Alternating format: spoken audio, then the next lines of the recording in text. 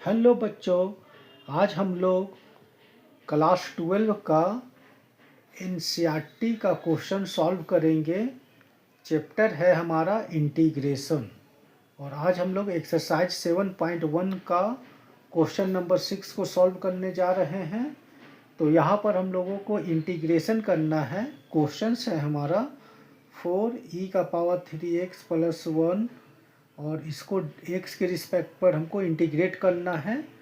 तो हम लोगों ने क्या किया कि पहले इसको सेपरेट वाइज अलग अलग इंटीग्रेशन में हम लोग इसको ब्रेक कर लिए। तो यहाँ पर 4e⁻³ का इंटीग्रेट कर दिया x के रिस्पेक्ट पर और 1 का भी इंटीग्रेट कर दिया x के रिस्पेक्ट पर। और हम लोग पढ़े थे कि कांस्टेंट टर्म को इंटीग्रेशन से हम लोग बाहर कर लेते हैं। तो यहाँ पर 4 को हमने बाहर कर लिया। अब यहाँ पर टर्म बच गया e⁻³ अब इसको हम लोग x के रिस्पेक्ट पर इंटीग्रेट करना है और हम लोग जानते हैं कि x का इंटीग्रेशन तो x ही होता है। तो यहाँ पर e⁻³ का इंटीग्रेशन e⁻³ ही होगा और यहाँ पर x का जो कोफिशिएंट है 3 इससे हम लोग डिवाइड कर देंगे। और यहाँ पर हम लोग जानते हैं और कि 1 का तो x के रिस्पेक्ट पर इंटीग्रेशन x होता है। तो ये टर्म ज्यों का त्यों लिख दिए। और जब इंटीग्रेशन हो जाता है तो हम लोग एक आर्बिट्रेरी कांस्टेंट c को यहाँ पर पुट कर देते हैं। तो इस तरह से हम लोग का फाइनली आंसर आ गया इस क्वेश्चन का 4/3 e⁻³ + x + c। अब हम लोग क्वेश्चन नंबर 7 को सॉल्व करेंगे। तो यहाँ पर हम लोगों को सॉल्व करना है। क्वेश्चन है हमारा x² × 1 - x² को इंटीग्रेट करना है x के रिस्पेक्ट पर। तो यहाँ पर हम लोग x² को 1 से मल्टीप्लाई किया, x² आ गया। फिर x² को 1/x² से मल्टीप्लाई करेंगे तो यहाँ x² और x² कैंसिल होकर बच जाएगा यहाँ पर 1। अब इस इंटीग्रेशन को हम लोग ब्रेक कर लेंगे। x² को अलग से x के रिस्पेक्ट पर कराएंगे इंटीग्रेशन और फिर 1 को भी अलग से x के रिस्पेक्ट पर इंटीग्रेट करा देंगे। अब हम लोग पढ़े थे स्टैंडर्ड फॉर्म में कि x का पावर n का इंटीग्रेशन होता था xn+1 डिवाइडेड बाई n+1। तो उस फार्मूला का यूज करेंगे तो x² का इंटीग्रेशन आ जाएगा x³ और 1 का x के रिस्पेक्ट पर इंटीग्रेशन हो जाएगा x। और जब इंटीग्रेशन हो जाता है तो लास्ट में हम लोग आर्बिट्रेरी कांस्टेंट पुट कर देते हैं। ठीक है। और ये आर्बिट्रेरी कांस्टेंट हम लोग इंडिफिनिट इंटीग्रेशन को जब सॉल्व करते हैं तभी पुट करते हैं। ये आर्बिट्रेरी कांस्टेंट डिफिनिट इंटीग्रेशन में पुट नहीं किया जाता है, ये ओनली पुट किया जाता है इंडिफिनिट इंटीग्रेशन में। अब हमारा क्वेश्चन नंबर 8 है। इस क्वेश्चन में ax² + bx + c है, इसको x के रिस्पेक्ट पर इंटीग्रेट कराना है।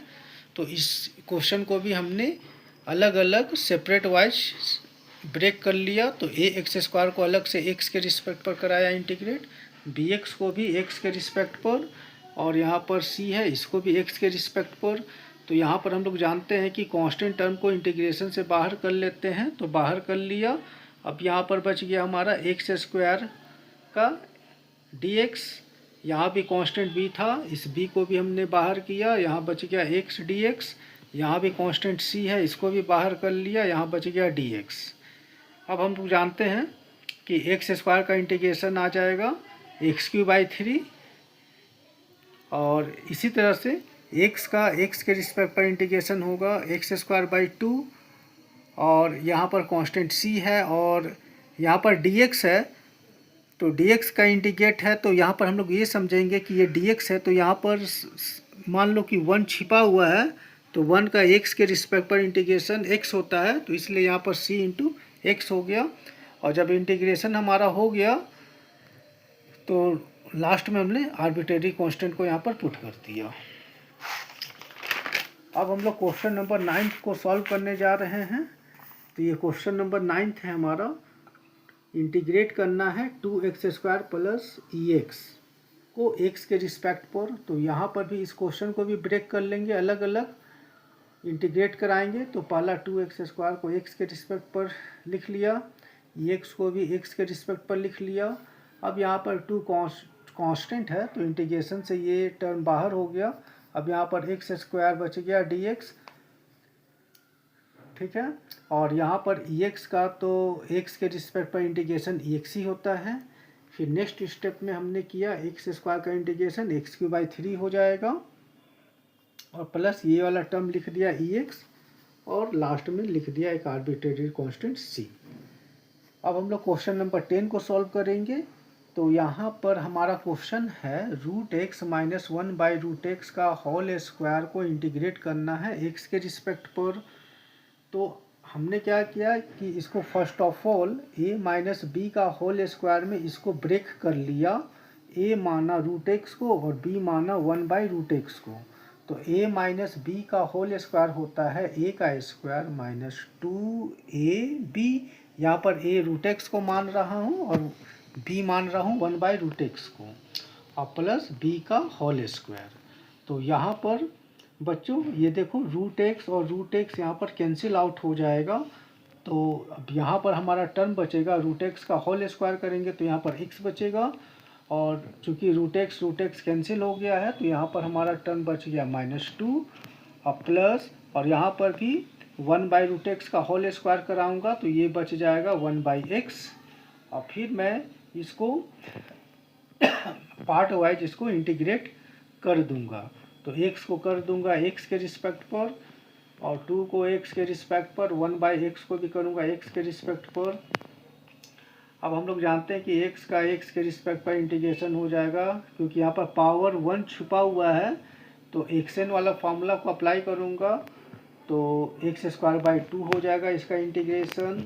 यहाँ पर 2 कांस्टेंट है, ये बाहर होगा, dx यहाँ पर बच जाएगा, और 1 बाई एक्स का x के रिस्पेक्ट पर इंटीग्रेशन हमारा होता है log x, ये लिख लिया। फिर ये टर्म जो का त्यों लिखा, फिर -2, और हम लोग जानते हैं dx है तो यहाँ पर 1 छिपा हुआ है, तो हम लोग बोल सकते हैं कि 1 का x के रिस्पेक्ट पर इंटीग्रेशन x होता है, और प्लस ये log x लिखा, और ये हमारा इंटीग्रेशन हो गया कंप्लीट। तो लास्ट में एक आर्बिट्रेरी कांस्टेंट c को ऐड कर दिया। अब इसी तरह से हम लोग क्वेश्चन नंबर 11 को सॉल्व करने जा रहे हैं बच्चों। तो यहाँ पर इंटीग्रेट करना है x cube plus 5x square minus 4 divided by x square को x के रिस्पेक्ट पर। तो यहाँ पर हमने क्या किया, एक्स स्क्वायर को ईच टर्म को डिवाइड कर दिया, एक्स स्क्वायर से हमने ईच टर्म को डिवाइड करा दिया। तो ये देखो x cube by x square, तो ये तो बच जाएगा x। फिर 5x स्क्वायर को एक्स स्क्वायर से डिवाइड करूँगा तो एक्स स्क्वायर कैंसिल होकर यहाँ 5 बचेगा। फिर माइनस यहाँ 4 बाई एक्स स्क्वायर है तो इसको मैंने लिख दिया।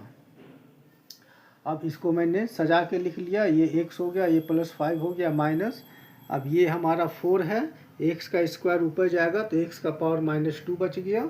अब हमने इसको अलग अलग सेपरेट वाइज इंटीग्रेट करा दिया, x को x के रिस्पेक्ट पर, 5 को x के रिस्पेक्ट पर, और यहाँ पर माइनस है 4x का पावर -2 को x के रिस्पेक्ट पर।